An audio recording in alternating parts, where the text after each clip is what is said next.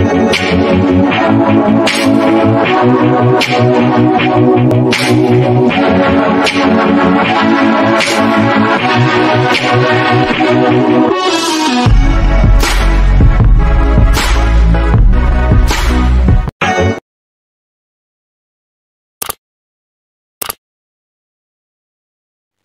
தெரியாத உறவுகள் அனைவருக்கும் இனிதான வணக்கம். நேற்றைய பொழுதை போல் இன்றைய பொழுதும் இனிதான பொழுதாக அமைய வல்ல இறைவனை பிரார்த்தித்துக் கொண்டு இன்றைய என் சமையலறைக்கு செல்வோம்.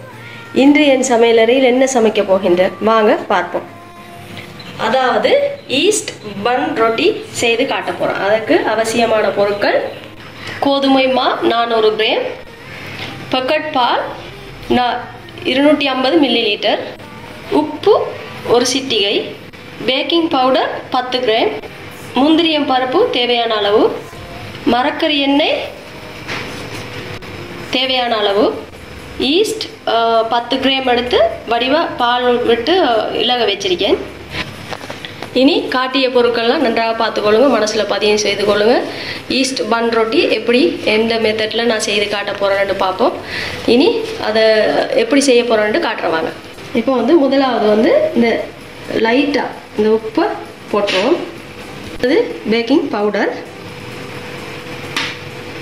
அடுத்தது இந்த ஆயில் 40 கிராம் எடுக்கணும்.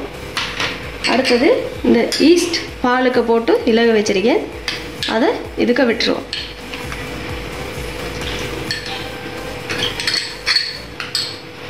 இனி நாம் இதை மெதுவாக சொப்டாக கிளஞ்செடுப்போம். இதை போட்டு அதுக்கு பிறகு இதை நல்லா இதாக்கி போட்டோம், நல்லா சொப்டாக எல்லாம் மிக்ஸ் ஆகும் வரைக்கும் வச்சுட்டு அதுக்கு பிறகு இந்த பாலை விட்டு நாம் கிளஞ்செடுப்போம் வடிவா. இது பக்கெட் பால் ஆண்டாலும் இது பசும்பால் கடையில் வேங்கினது தான். அந்த பக்கெட் பாலண்டா நல்லா நேச்சுரல். இதை போட்டு நம்ம நல்ல வடிவாக கிளஞ்செடுத்து காட்டுறணும் உங்களுக்கு. இப்போ இந்த பாலை விடுவோம். பாலை விட்டு நல்லா கிளஞ்சி வடிவாக எடுப்போம்.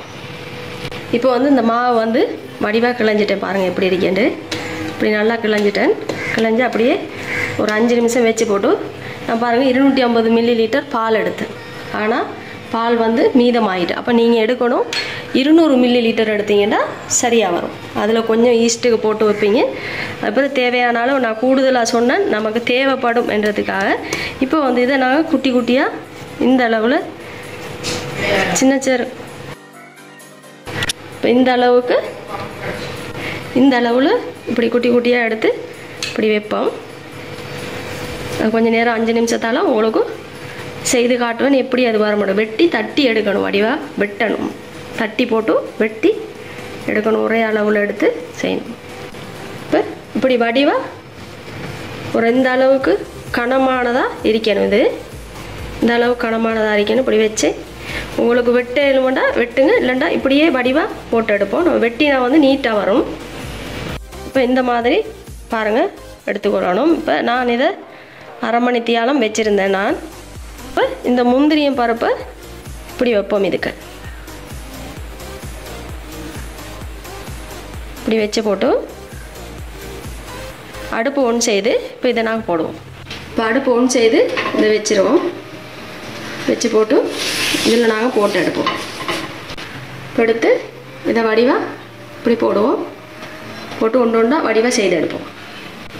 இப்போ நாங்கள் பாருங்கள் எப்படி வடிவாக இருக்கேன்னு. சின்ன பிள்ளைகளுக்கெல்லாம் சும்மா விருப்பம் போல் சாப்பிடலாம். இப்படி எரிக்கணும். இன்னும் கொஞ்சம் வச்சு மறுபக்கம் திருப்பி வைப்போம். ஏனம் பெருசாக இல்லைந்து பெருசாக இருந்தால் 3 அல்லது 4 நாள் வச்சு ஒரே தரத்தில் எடுக்கலாம். இப்போ நாங்கள் மற்ற பக்கம் போட்டுருவோம். வடிவாக அது வரும். அதை போலே இன்னொன்று செய்து வச்சுருக்கேன். நாங்கள் இப்போ அதை எடுத்துருவோம். இப்போ நாங்கள் இதை எடுத்துருவோம். பாருங்கள் எவ்வளோ க்யூட்டாக இருக்கேன்னு. இதில் வச்சு போட்டு அடுத்த இன்னொன்று போடுவோம். இதை போட்டுருவோம். இப்படி வடிவாக இருக்கணும். கொஞ்சம் முதல் அடுப்பை கொஞ்சம் கூட்டி வச்சு போட்டு மறுக குறைச்சி வச்சுருங்க. கொஞ்சம் சூடு ஏறின பிறகு கொஞ்சம் அந்த சூட்டில் இதாகணும். எப்படி க்யூட்டாக இருக்கு பார்த்தா இந்த மாதிரி தான் கொண்டு வரும். இதையும் மற்ற பக்கம் திருப்பி போட்டுருவோம். இப்போ வந்து ரொட்டி வந்து ஃபினிஷ் ஆகிட்டு பாருங்கள் எப்படி இருக்குது. ஈஸ்ட் பன் ரொட்டி சூப்பராக செய்து முடிச்சுட்டு இதை மாதிரி நீங்களும் செய்யுங்க. இது ஒன்று தான் இருக்கீங்க பாருங்கள், எவ்வளோ க்யூட்டாக இருக்குது, முன்னுக்கு போனிக்கா மாதிரி இப்படி வடிவா பாருங்கள். செம சூப்பராக வந்திருக்கு. இதை மாதிரி நீங்களும் கட்டாயம் செய்து பாருங்கள். இப்போ பாருங்கள், ஈஸ்ட் பன் ரொட்டி சூப்பராக வித்தியாசமான முறையில் செய்து காட்டிச்சிங்க. சில வேளை நீங்களும் உங்களுக்கும் தெரிஞ்சிருக்கலாம், செய்திருப்பீங்க. இந்த மாதிரி ரமலான் மாதத்தில் இஃப்தார் நிகழ்ச்சிக்கும் அந்த மாதிரி நேரத்தில் செய்து சிறப்பாக்கலாம் அந்த மாதத்தை. அந்த மாதிரியான டிஷ் தான் இப்போ கொஞ்சம் கொஞ்சமாக தேடி நான் செய்தெல்லாம் தேடி யோசித்து பார்த்து செய்கிறேன். அந்த மாதிரி நீங்களும் கட்டாயம் செய்து பாருங்கள். இன்னும் ஒரு நல்ல ஒரு உணவில் உங்களை வந்து சந்திக்கும் வரை விடைபெற்று கொள்ளும் நான் நஸ்லானியா. அஸ்ஸலாமு அலைக்கும்.